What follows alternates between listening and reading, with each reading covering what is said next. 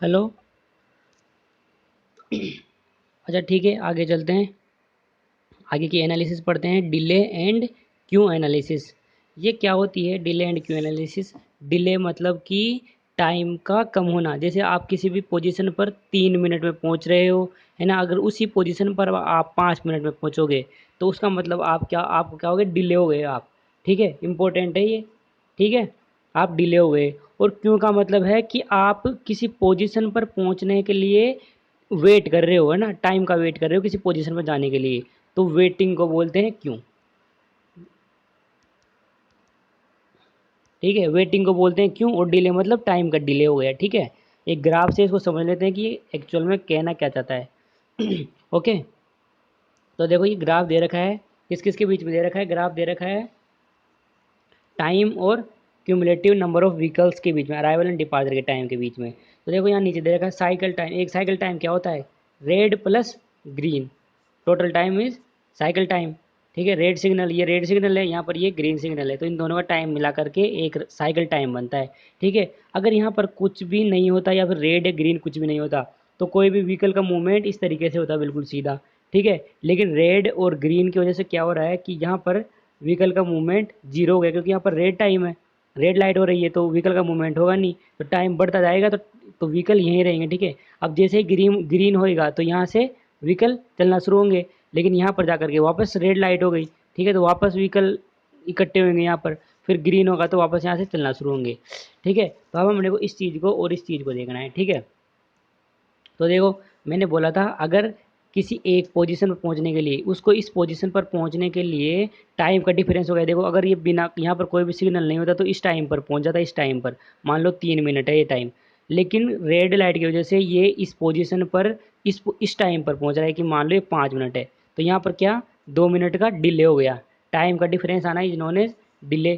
ठीक है, और देखो यहाँ पर देखो इस पोजीशन पर पहुंचने के लिए अगर कुछ भी नहीं होता तो इस टाइम में इस टाइम पीरियड में इस पोजीशन पर पहुंच जाता वो, लेकिन रेड लाइट की वजह से क्या हुआ कि इसी टाइम पीरियड में वो नीचे किसी पोजीशन पर है। ठीक है, तो ये इस पोजीशन पहुंचने के लिए टाइम का वेट कर रहा है, तो that is waiting of time is known as queue analysis. क्यों क्यों होता है। ठीक है, आई होप यू अंडरस्टैंड। और बाकी अभी क्वेश्चन करेंगे उसे समझ आ जाएगा ठीक से। और बाकी तो ये देख लो कि डिले क्या होता है, कि डिले तो क्या होता है, delay is the difference of departure time and arrival time for any vehicle. Okay, और क्यों क्या होता है, क्यों क्यों is the difference of number of vehicle and arrived and number of vehicle departed at any time. ठीक है, मैंने ग्राफ से समझा दिया, थ्योरेटिकल और डेफिनेशन से आप समझ जाओगे। ठीक है, एक फॉर्मूला दे रखा है, फॉर्मूला क्या क्या है, एवरेज डिले निकालने का फॉर्मूला है। ठीक है, एवरेज डिले निकालने का फॉर्मूला क्या है कि area enclosed under arrival and departure time in one cycle time divided by number of arrival time in one cycle time. देखो ये ऊपर वाली चीज़ क्या बोल रही है, ये ऊपर वाली चीज़ बोल रही है कि एरिया अंडर दिस, ये वाला एरिया। ठीक है, ये एरिया डिवाइडेड एक साइकिल टाइम के अंदर कितने व्हीकल आए। ठीक है, ये बोल रहा है। देखो एक क्वेश्चन कर लेते हैं, उससे समझ आ जाएगा। देखो एक क्वेश्चन है, क्वेश्चन दे रखा है, ये पढ़ो क्वेश्चन को क्या कह रहा है कि the cumulative arrival and departure curve of one cycle of an approach lane of a signalized intersection is shown in the adjoining figure. The cycle time is 50 second. देखो 50 सेकेंड साइकिल टाइम 50 सेकेंड है ना, effective red time is 30 second. देखो 30 minute तक red light हो रही है। ठीक है, यहाँ 30 मिनट तक रेड लाइट हो रही है, फिर 30 के बाद में ग्रीन हो गई, तो 20 सेकेंड तक ग्रीन टाइम रहा। ओके, तो ये बोल रहा है कि what is the average delay. तो मैंने बोला था डिपार्चर, देखो ये डिपार्चर लाइन ये वाली है और क्यूमुलेटिव लाइन ये वाली है, तो मैंने बोला था कि average of these between this, इसके और इसके बीच का एरिया, सॉरी इसके और इसके बीच का area divided by number of vehicle, कितने व्हीकल वहाँ आए। ठीक है, तो देखो एक साइकिल टाइम के अंदर, एक साइकिल टाइम में कितने व्हीकल आए, तो एक साइकिल टाइम के अंदर 40 व्हीकल आ गए। ठीक है, तो क्या हो गया, इसका एरिया डिवाइडेड बाई 40। तो ये एरिया कैसे निकलेगा, ये एरिया निकलेगा, पहले तो टोटल का एरिया निकाल लो आप, वो कितना हो गया 1/2 multiplied by 50, this 50 multiplied by base into height कितनी है 40, 40। ओके, माइनस इसको माइनस कर दो इसमें से, इसको माइनस करोगे आप तो कितना हो गया, 1/2 मल्टीप्लाइड बाई 20 है ये, 20 मल्टीप्लाइड बाई वापस 40 डिवाइडेड बाई 40, क्योंकि एक 40 number of vehicle comes in one cycle time. तो देखो यही बोल रहा है, बिल्कुल ये का यही है। ठीक है, सिंपल है, समझ आ गया होगा एक बार वापस से देखो इसको, है ना, समझ आ जाएगी। ठीक है, अब कुछ है प्रोबेबिलिटी फॉर व्हीकल अराइवल।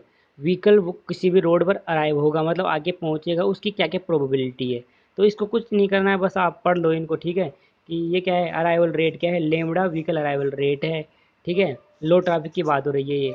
तो देखो probability that first arrival occur after time T, कोई भी टाइम टी के बाद में प्रोबेबिलिटी क्या है कि पहला व्हीकल आने की वहाँ पर। तो ये फॉर्मूला याद रखना है आपको, पी आफ्टर टाइम टी, इसलिए ग्रेटर देन टी मतलब है आफ्टर टाइम टी बराबर ई रेज टू पावर माइनस का लेमडा टी। ठीक है, इसका कोई डेरिवेशन नहीं है, कुछ नहीं है, बस आपको याद रखना है ये चीज़। अगर ऐसे पूछेगा तो ये फॉर्मूला लगाना है सीधा। आपको पता है लेमडा क्या है यहाँ पर, ये लेमडा लेमडा है व्हीकल अराइवल रेट। टाइम क्या है, टाइम आपको दे देगा। ठीक है, पी निकालना होगा प्रोबेबिलिटी। ऐसे ही बी भी दे रखा है, बी क्या होगा, probability that first arrival occur with in time T.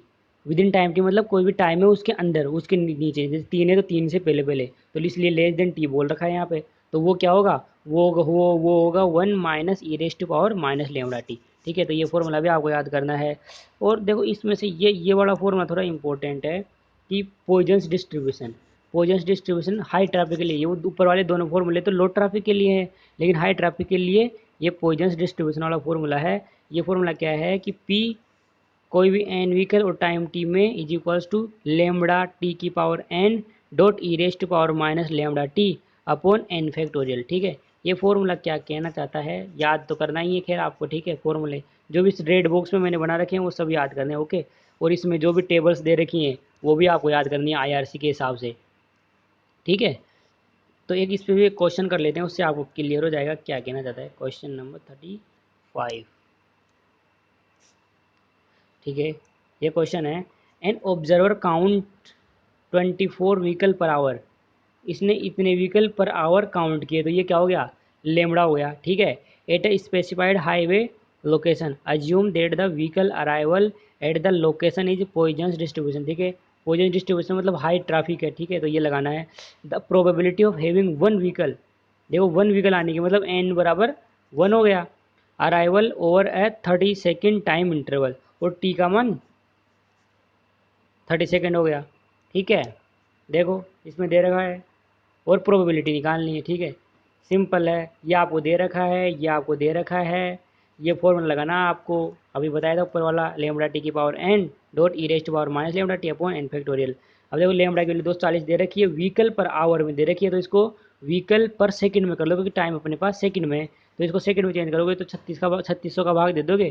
कैसे, 1 घंटे में 60 मिनट होते हैं और 1 मिनट में 60 सेकेंड होते हैं, तो 60 36 हो गया। ओके, डॉट टी दे रखा है आपको, एन की वैल्यू 1 है, मैंने बताया था अभी क्वेश्चन पढ़ा था जब। फिर ई रेज टू पावर वापस सिंपल है अपॉन 1 का फैक्टोरियल, इसको सोल्व करोगे तो ये आ जाएगा, सिंपल है। ठीक है, क्वेश्चन से क्लियर हो गया होगा कि क्या कहना चाहता है वो। अब अगली स्टडी आती है एक्सीडेंट स्टडी। ठीक है, एक्सीडेंट स्टडी को देख लेते हैं कि पहले तो देखते हैं कि रोड पर पेवमेंट पर कौन कौन से एक्सीडेंट हो सकते हैं, किस किस तरीके के एक्सीडेंट हो सकते हैं। तो देखो इसमें पहला एक्सीडेंट देखो कि ये पहला देखो, a moving vehicle collide with a parked vehicle, कि मान लो ये कोई रोड है और यहाँ पर कोई व्हीकल पार्क कर रखा है। ठीक है, ए व्हीकल कोई पार्क कर रखा है। ठीक है, इसका वी बराबर 0 है, मूवमेंट 0 है। ठीक है, अब यहाँ से कोई भी बी व्हीकल आया और बी व्हीकल आके इसके ठोक दिया। ठीक है, मतलब कि कोई भी बी व्हीकल किसी किसी एक पार्क्ड व्हीकल के ठोक दे, एक तो ये वाला केस होता है। ठीक है, एक केस ये हो गया।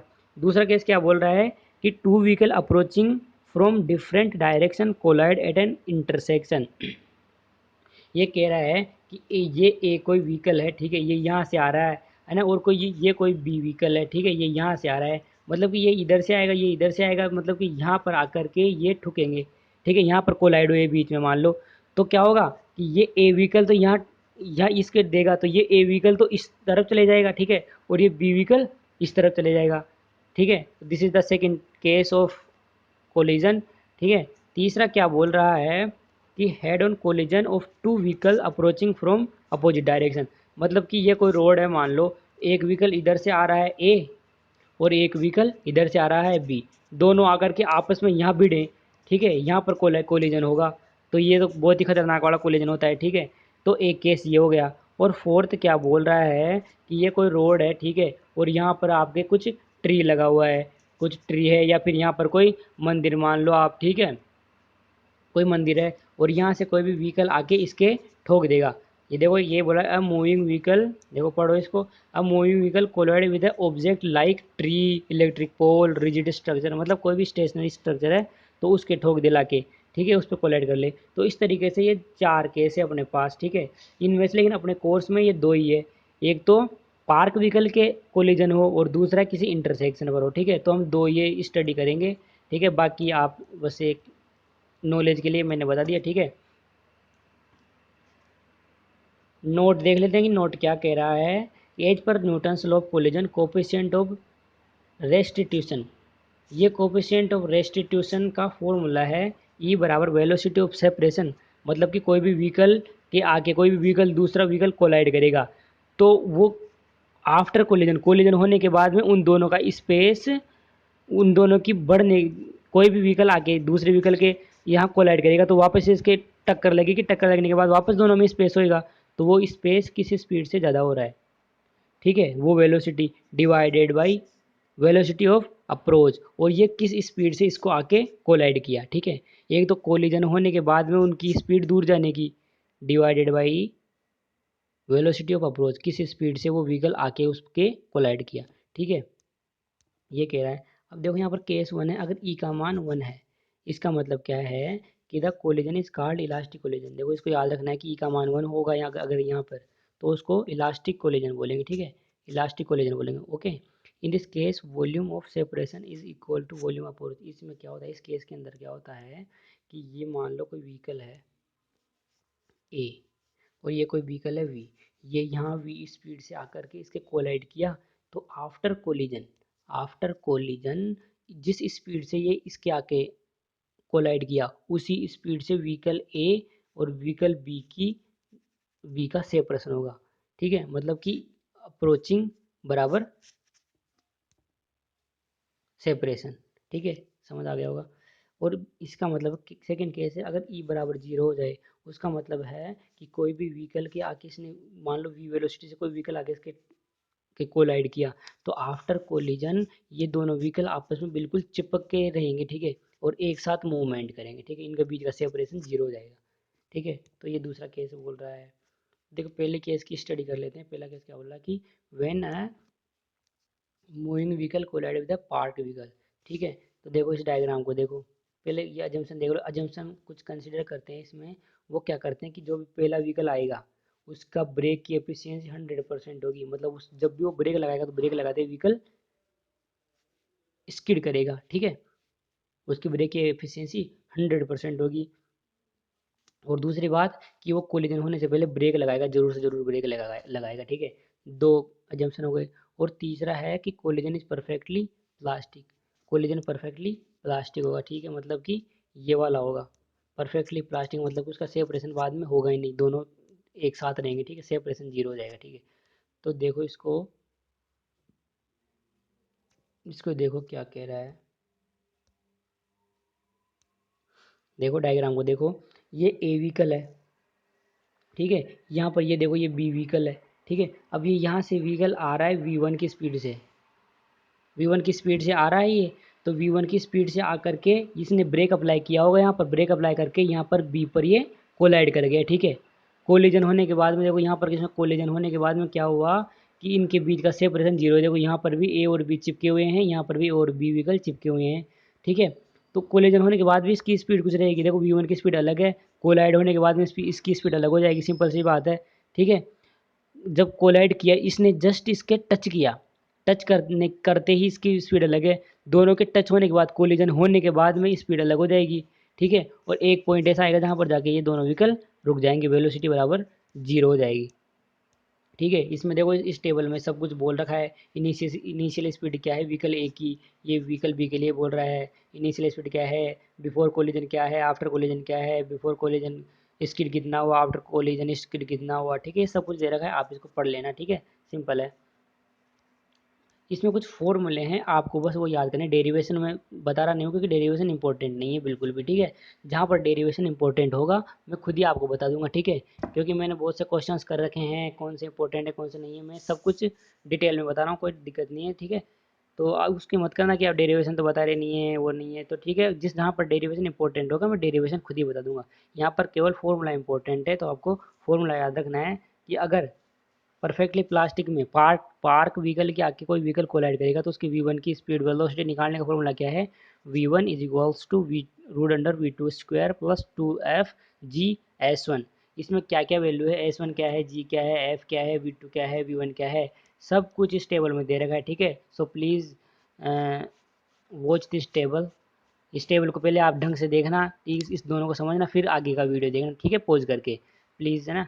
फिर देखो, फिर एक v2 निकालने का फॉर्मूला क्या है कि sum of the mass of both of two vehicle divided by mass of first vehicle into v3।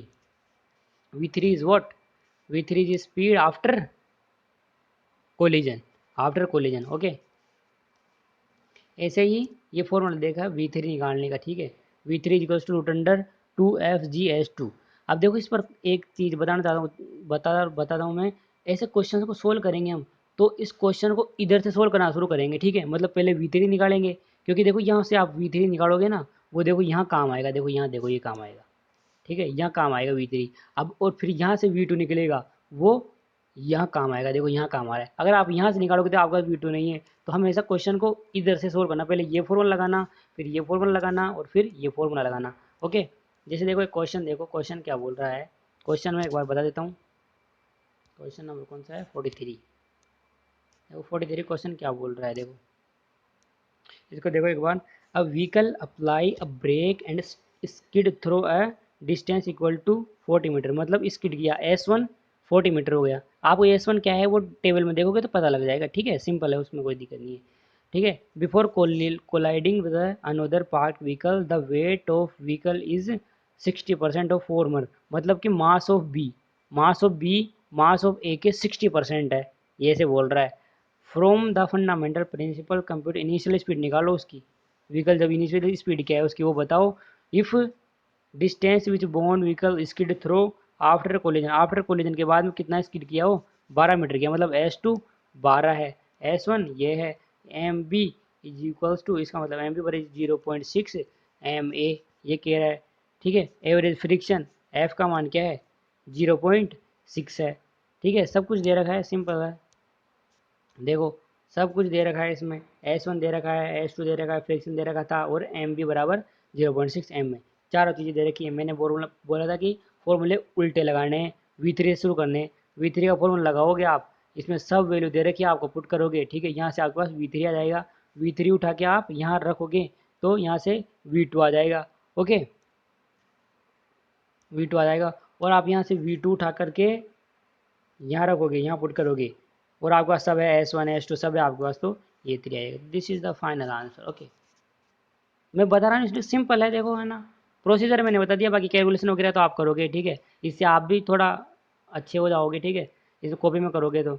और सभी मैं बता दूंगा एफ एस टू ए रखो, तो आपकी समझ भी ना, समझ तो आ जाएगा लेकिन वो याद नहीं रहेगा, आप खुद से करोगे, आपका माइंड यूज़ करोगे तो आपको समझ आएगा, ठीक है। प्रोसीजर मैंने बता दिया क्या है, okay. So don't mind please कि बता रहे नहीं है, फटाफट बता रहे हैं, ठीक है, जो इंपॉर्टेंट है वो बता रहा हूँ मैं, ठीक है, तो प्लीज़ ये से मत करना, ठीक है। दूसरा केस देख लेते हैं, दूसरा केस क्या कह रहा है, two vehicle approaching from different direction. देखो मैंने बहुत डिफरेंट डायरेक्शन से आ रहा है, और अजम्पशन आपको मानना है कि दोनों व्हीकल कोलाइड करने से पहले ब्रेक लगाते हैं जरूर से ज़रूर, ओके। देखो एक व्हीकल वी ए व्हीकल यहाँ से आ रहा है, वी बी व्हीकल यहाँ से आ रहा है, जब यहाँ आ रहे हैं जब तो ये इसकी व्हीकल इसकी स्पीड है वी बी वन, इसकी स्पीड है वी ए वन, है ना। तो इसने जब यहाँ ब्रेक लगाया तो ये स्पीड हुआ एस ए वन, यहाँ स्पीड हुआ एस ए टू, ठीक है। यहाँ पर इन दोनों ने देखा और यहाँ आकर के जब ब्रेक लगाया फिर भी बाइक वो क्या है व्हीकल स्किड होते हुए यहाँ पर जाकर के वो कोलिजन हो ही गया, ठीक है। जब यहाँ पर बी का कोलिजन हुआ तो मैंने बोला था यहाँ पर बी का कोलिजन होकर बी तो ऐसे घूम जाएगा, देखो ये घूम गया, वो ए का कोलिजन होकर ए से घूम जाएगा। मतलब कि कुल मिला के क्या है कि ए इस डायरेक्शन में जा रहा था ए, तो यहाँ ए इस डायरेक्शन में जाता था, तो यहाँ पर इतना एंगल घूम गया ये थीटा ए, ठीक है। ऐसे ही बी इस डायरेक्शन में जा रहा था, तो बी यहाँ जाता जाता, यहाँ जाता जाता देखो कहाँ घूम गया, यहाँ घूम गया, मतलब कि इतना घूम गया ये इतना। ओके, तो ये क्या हो गया थीटा बी। ओके, बाकी तो दे रखा है कि कोलिजन के बाद स्पीड ये हो गई, इसकी बी की स्पीड ये हो गई, कोलिजन के बाद इसने इतना स्किड कर लिए, इतना स्किड कर लिया, ठीक है। ये सारे डिनोमिनेशन है, कैसे कैसे बता रखा है, ये टेबल में दे रखा है, ठीक है। ये टेबल आपको देखनी है, सब कुछ दे रखा है, स्किड पहले क्या है ये आप देखोगे आपको बिल्कुल समझ आ जाएगा, ठीक है। मैं इसे बताऊँगा स्किड की बिफोर ये क्या है, उससे कोई मतलब नहीं है, आप खुद देखोगे तो समझ आ जाएगा, ठीक है। और बाकी वही फॉर्मूला मैंने बताया था, वी ए वन का फॉर्मूला ये है, ये दोनों फॉर्मूला याद करने हैं आपको, आपके तरीके से कैसे भी याद कर सकते हो आप, ठीक है। ये वी निकालना है तो ये फॉर्मूला याद करना है, वी टू की निकालनी है, और अगर वी थ्री की वी की निकालनी है तो ये थ्री की निकालनी थी, सिंपल है। सारे फॉर्मूले याद करने हैं आपको, ठीक है। इसमें फॉर्मूले ही हैं बस, और कुछ नहीं है, ठीक है। समझाने का फॉर्मूले याद करने हैं, ठीक है, ये वी का सारे फॉर्मूले। ओके, अगली आती है पार्किंग स्टडी। अगली आती है पार्किंग स्टडी। इस पार्किंग स्टडी को देखते हैं अगले लेक्चर में, बट चलो अच्छा ठीक ठीक है, चलो ठीक है। अगली आती है पार्किंग स्टडी। पार्किंग स्टडी दो तरीके से, हाँ ठीक है, इंपॉर्टेंट नहीं है लेकिन ठीक है, अच्छा है, ठीक है टॉपिक। पार्किंग स्टडी दो तरीके से कर सकते हैं हम। पहले तो ऑन स्ट्रीट पार्किंग और एक है ऑफ स्ट्रीट। ऑन स्ट्रीट का मतलब है कि रोड के साइड में, जैसे ये रोड है, तो रोड के साइड में व्हीकल्स को ऐसे ऐसे ऐसे कोने में लगा देते हैं, कर्व के पास में जहाँ पर शोल्डर होता है, शोल्डर के ऊपर खड़ा कर देते हैं इसको, ठीक है, व्हीकल्स को यहाँ पर। तो उसको बोलते हैं ऑन स्ट्रीट, मतलब स्ट्रीट के ऊपर ही आपने पार्किंग कर दी, on street. Off street parking है, मतलब हम अलग से कोई पार्किंग के लिए जगह बना देते हैं रोड से अलग, तो उसको बोलते हैं off street parking. Okay, on street parking देख लेते हैं। कर्व फैसिलिटी होती, कर्व की फैसिलिटी होती है। देखो पहला पॉइंट देखो, in this type of parking facility vehicle are parked along curve. Curve होता है रोड के बगल में, जो कर्व होता है मैंने पढ़ाया था कर्व क्या होता है, तो क्या है कि कर्व के बगल बगल में पार्किंग कर देते हैं व्हीकल्स की। अब पार्किंग अलग अलग तरीके से करते हैं, ऐसे भी पार्किंग होती है व्हीकल्स की, भी बताता हूँ आगे कैसे कैसे होती है, ठीक है। दूसरा क्या बोल रहा है, दूसरा पॉइंट बोल रहा है, angle parking are allowed in curve facility but 45 angle is considered best along. इसमें बहुत से एंगल्स प्रोवाइड करे जाते हैं अलग अलग तरीके से पार्क करने के, लेकिन जो 45 वाला एंगल है, this is the best parking angle. Okay, अब देख लेते हैं कौन कौन से स्ट्रीट पर कौन कौन सी पार्किंग है, ठीक है, कौन कौन सी है। पहले इसमें से सीधे पूछते हैं, एन की वैल्यू पूछ लेता है, ये कितने डिस्टेंस चाहिए पूछ लेता है, ठीक है, ये सीधा पूछता है। तो ये डायग्राम बिल्कुल आपको माइंड में रहना चाहिए। पैरेलल पार्किंग आते ही everything is in your mind. अगर पैरेलल पार्किंग की बात आती है तो देखो इस तरीके से पार्क होते हैं व्हीकल, ये कर्व है आपका, ठीक है, ये कर्व है तो ये बिल्कुल पैरेलल पार्क होते हैं कर्व के, ठीक है, ऐसे ऐसे। तो देखो एक व्हीकल के लिए जो भी स्पेस चाहिए अपने को, वो होती है 6.6, ठीक है, और विड्थ चाहिए वो होती है 2.5, और टोटल पेवमेंट कर्व की सॉरी टोटल कर्व की पेवमेंट की सॉरी टोटल पेवमेंट की विड्थ कितनी होती है 6.2, 6.2 होती है। तो ये सारी वैल्यूज याद होनी चाहिए आपको, ठीक है। और इसका फॉर्मूला क्या है, एन बराबर, अगर आपको एन निकालने हैं, नंबर ऑफ स्पेसिंग निकालनी है, तो कैसे निकालोगे कि total length of this total length divided by एक का डिवाइड कर दोगे आप, 6.6 का डिवाइड कर दोगे, देखो ये टोटल लेंथ डिवाइडेड बाई एक का डिवाइड कर दोगे आप, है ना। वही एक को कितना कितनी जगह चाहिए, तो नंबर ऑफ स्पेसिंग निकल के आ जाएगी कि कितनी स्पेसिंग होगी, ठीक है। इस तरीके से 30 डिग्री वाला है, 30 डिग्री के लिए इसको 30 डिग्री पे खड़ी करते हैं व्हीकल्स को इस तरीके से, ठीक है। उसके लिए 5.1 होती है ये डिस्टेंस, उसके लिए ये। अब जैसे जैसे देखो व्हीकल ऐसे ऐसे यूं यूं यूं घूमता जाएगा, ठीक है, व्हीकल यूं घूमता जाएगा, तो देखो ये तो स्पीड कम होती, ये वाला डिस्टेंस तो कम होती जाएगी। देखो यहाँ पर 6 थी, यहाँ पर 5.1 हो गई, ठीक है। देखो यहाँ पर 3.6 हो गई, यहाँ पर 2.9 हो गई, तो ये तो कम होती जाएगी, है ना। और ये वाली क्या होगी, ये वाली बढ़ती जाएगी, ठीक है। ऐसे ऐसे घुमाओगे तो व्हीकल यूँ आएगा, तो ये वाली तो बढ़ती जाएगी और ये वाली कम होती जाएगी, ठीक है। ये सब फॉर्मूले आपको याद करने। इसमें स्पेसिंग निकालने का फॉर्मूला क्या है, एल माइनस 0.85 डिवाइडेड बाई 5.1, ठीक है। ऐसे 45 ये क्या है, बेस्ट है ये बिल्कुल बेस्ट है, यही हम कंसिडर करते हैं, लेकिन पढ़ने सारे को हैं, ठीक है। 60 डिग्री पे होगा तो इसका फॉर्मूला ये है, उसके लिए ये डिस्टेंसेस दे रखी है आपको, ठीक है। ऐसे अगर 90 डिग्री पे पार करना है तो 90 डिग्री का ये तो सबसे बकवास है, क्योंकि इस पर तो फिर जगह ही नहीं रहेगी, यहाँ पर वो होता है फिर यहाँ पर व्हीकल का डिले वगैरह होता है, ठीक है। दूसरा है off street parking. Off street parking मतलब कि when parking facility are provided at a separate place, मतलब कि रोड से अलग कहीं पर भी, बिल्डिंग पे कहीं पर भी सेपरेट प्लेस पर पार्किंग प्रोवाइड करते हैं, that is known as street off street parking, sorry, that is known as off street parking.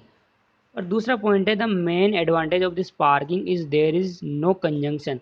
इस पार्किंग का सबसे अच्छा वो क्या है, इसका एडवांटेज क्या है कि अगर रोड पर व्हीकल खड़े नहीं करोगे आप, कहीं और जगह खड़े होगे तो वहाँ पर कंजंक्शन, कोई भी व्हीकल का कोलिजन नहीं होगा, या फिर वहाँ पर जाम नहीं लगेगा, ठीक है, जगह सही रहेगी आराम से। तो ये इसका बहुत ही अच्छा एडवांटेज है ना। एंड डिले नहीं होगा, कुछ भी डिले नहीं होगा, ठीक है। ठीक है, तो यही बोल रहा है, ठीक है। आगे का है traffic control devices and regulation. तो ये इस चैप्टर का थर्ड पार्ट आ गया, ठीक है। 3 पार्ट में कंप्लीट करे थे, 2 पार्ट हमने कंप्लीट कर लिए, तो ये थर्ड पार्ट है, इसको सी पार्ट था ये, ठीक है। ये थर्ड पार्ट को अगले लेक्चर में करते हैं, ठीक है। अच्छा, थैंक यू।